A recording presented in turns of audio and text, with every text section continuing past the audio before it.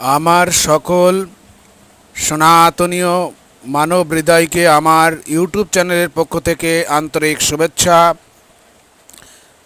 বৃষ্টি ভেজা শুভ সকালের অনেক অনেক ভালোবাসা।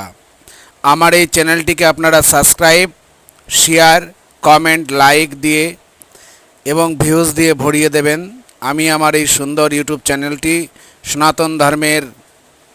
সনাতন ধর্মের ঐতিহ্য সংস্কৃতি বজায় রেখে আমি আমার এই চ্যানেলটা উপস্থাপন করছি।